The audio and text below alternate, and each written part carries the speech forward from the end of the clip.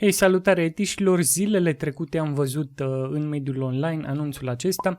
Se vinde duplex pe strada Uliului, apartament la parter 180 metri pătrați, curte 350 plus două garaje la prețul de 550.000 de euro. Apartamentul de la etaj 236 metri pătrați, două terase de 60, două balcoane de 11 și 18 metri pătrați plus două garaje la prețul de 600.000 de euro. 600.000 de euro. Cam acestea sunt anunțurile de imobiliare din Cluj de foarte, foarte mulți ani.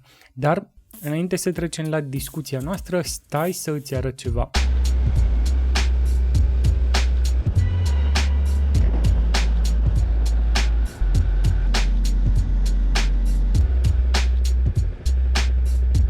Da, deci căsuța aia de 550-600.000 de euro e doar la 200 de metri mai sus, dar nu putem ajunge acolo. De ce? Pentru că acum 3 luni s-a întâmplat chestia asta.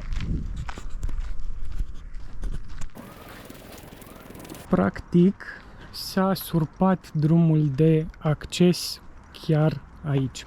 Asta în urmă cu 3 luni, încă nu e gata și practic oamenii care locuiesc acolo și chiar după acea construcție la roșu e casa despre care vorbim, nu prea pot să ajungă cu mașina la proprietățile lor. Pe lângă asta, în urmă cu niște ani, am fost și eu interesat de o proprietate prin această zonă.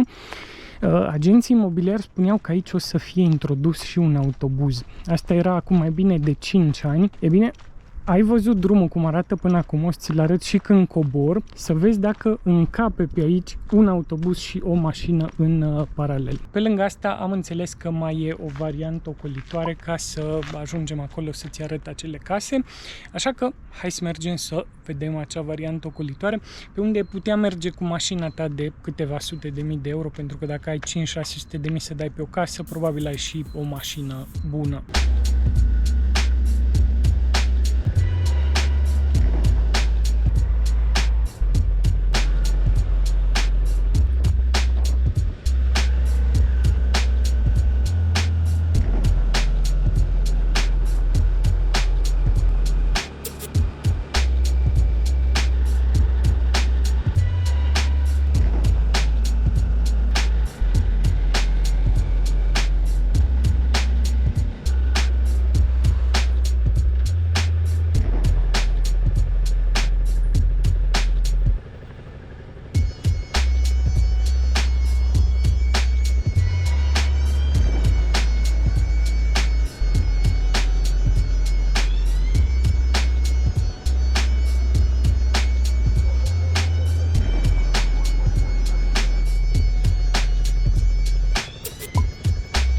Și ce să vezi, după mai bine de vreo 10 minute de mers prin pădure, pe drumul acela plin de praf și așa, am ajuns la celebrele duplexuri de 550-600 de mii de euro, care sunt duplexuri. Deci casa e împărțită în două și, bineînțeles, ai acest minunat view .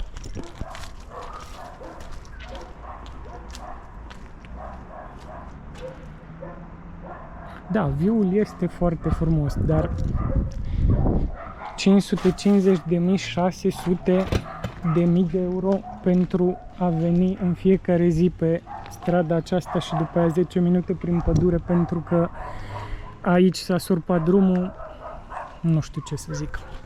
Ce părere aveți?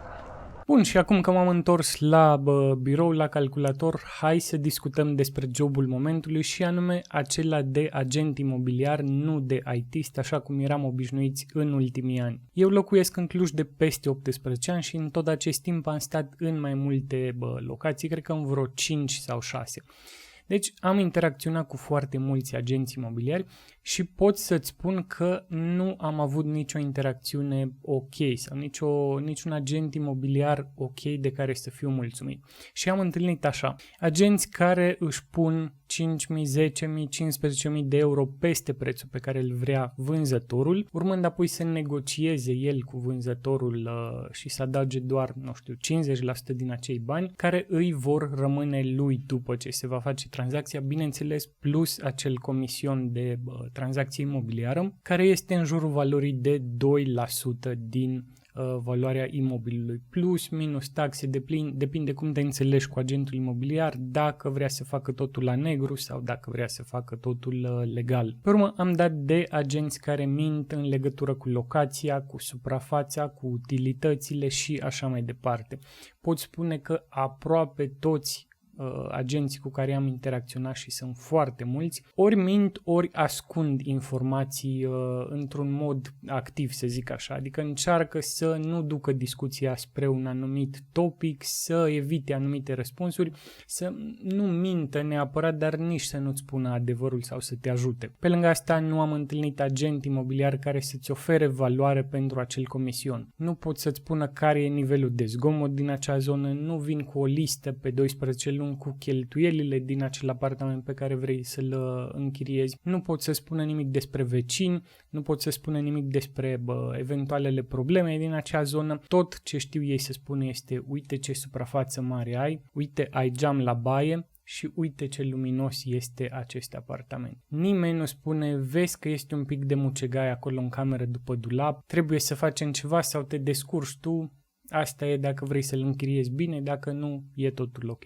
Nimeni nu spune asta. Și bineînțeles avem agenți imobiliari care copiază anunțuri de la proprietari sperând să prindă și ei acolo un comision, să se bage și ei așa pe dedesubt, sau agenții care pun anunțuri false urmând să meargă la pescuit în ghilimele, adică să te atragă cu un anunț foarte bun, tu suni, ei îți spun: bă, nu mai e valabil, dar am altceva. Clar, în acel moment, de cele mai multe ori e vorba de un anunț fals.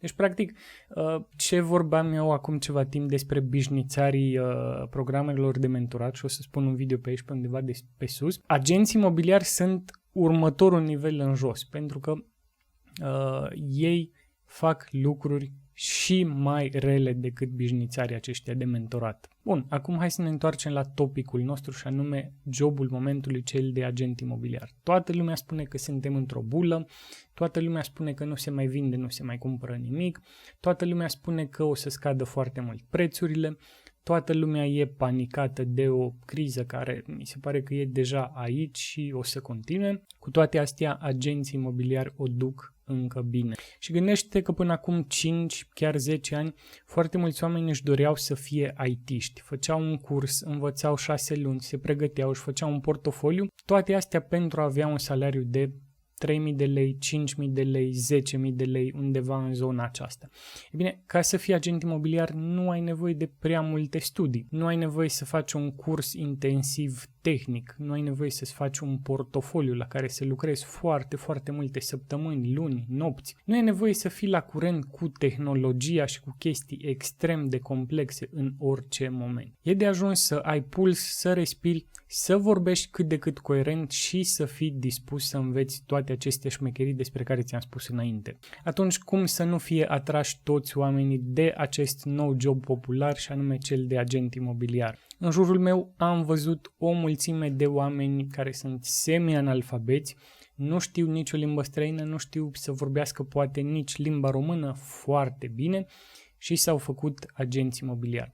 Cunosc chiar pe cineva care e fan Peaky Blinders, a făcut o agenție în stilul Peaky Blinders, se îmbracă în fiecare zi ca și Peaky Blinders, vorbește, face totul ca și Peaky Blinders, practic a construit un cult acolo, are și angajați și are un imperiu imobiliar, producând foarte mulți bani, dar neexistând acolo nicio substanță, neexistând o anumită etică, neexistând nimic. Atunci vino și spune-mi tu mie ce tânăr nu ar vrea să aleagă această cale versus aceea în care trebuie să stai să înveți, să faci un curs, portofoliu, interviuri și așa mai departe pentru un salariu de 1.000-2.000 de euro pe lună, atunci când tu ca agent imobiliar, dacă se spune că o să vinzi o singură proprietate pe an în valoare de 500-600 de mii de euro, o să câștigi undeva pe la 10-12 mii de euro în comision. Bine, poate să mai fie niște taxe pe acolo, dar în jur de 10.000 de euro dintr-o singură tranzacție. Și acum dacă te gândești că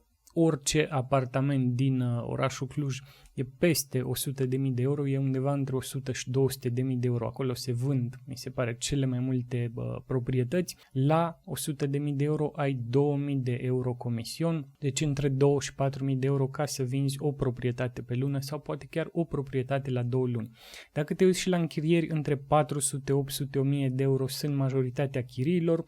Se ia comision o chirie, deci din nou 400, 800, 1000 de euro comision pentru asemenea închiriere și poți să faci destul de multe închirieri pentru că în Cluj se caută chirii. Suntem în august, suntem în septembrie, octombrie imediat și foarte multă lume caută chirii. Deci practic dintr-o vânzare din asta mare de peste, hai să zic 250.000, nu chiar 500.000 de euro.